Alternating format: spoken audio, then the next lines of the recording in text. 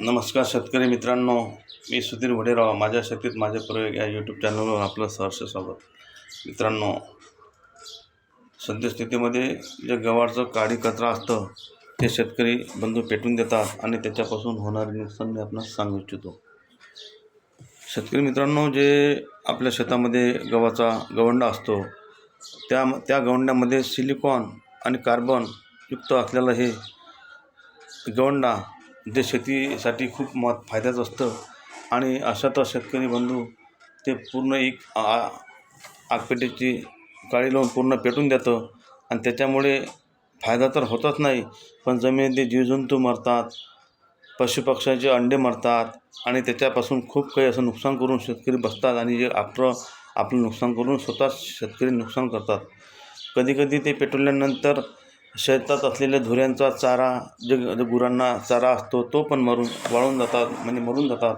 त्याचा पण एक नुकसान होते आणि अशासाठी मी एक व्हिडिओ बनत आहे. तर शेतकरी मित्रांनो, तर माझी आग्रहाची विनंती आहे की आपणच जगलो पाहिजे असं काही नाही, पण शेतीमध्ये जे शेतीवर अवलंबून जीवजंतू, पिके आणि जनावरे, पशुपक्षी या सर्वांचं संवर्धन झालं पाहिजे. याच्यासाठी मी एक व्हिडिओ स्पेशल बनत आहे.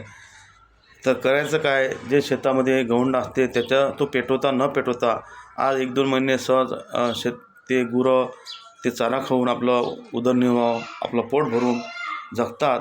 ते पण एक फायदा होते आणि त्याच्यामध्ये जे असलेलं ज्या गवंड्यामध्ये सिलिकॉन असतं, कार्बन असतं, त्याचा पण खूप कुजल्यावर खूप चांगला फायदा पिकाला होत असते.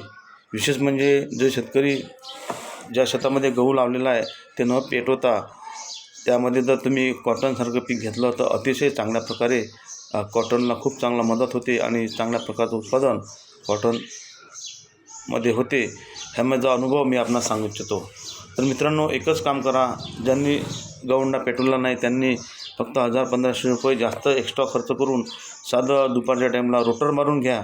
त्याच्यानंतर तुम्ही 3 पावली करून पूर्ण ते मातीखाली दाबून द्या आणि त्याच्यानंतर तुम्ही उन्हाळ्यामध्ये मे महिन्यामध्ये नंतर आपण पेरणीपूर्वी जे वाई रोटर मारतो त्या रोटरमध्ये पूर्ण बारीक होऊन ते पूर्णपणे एका पावसाच्या पाण्यामध्ये ते पूर्णपणे सळून जाते. हे मी आपणास आवर्जून सांगू इच्छितो.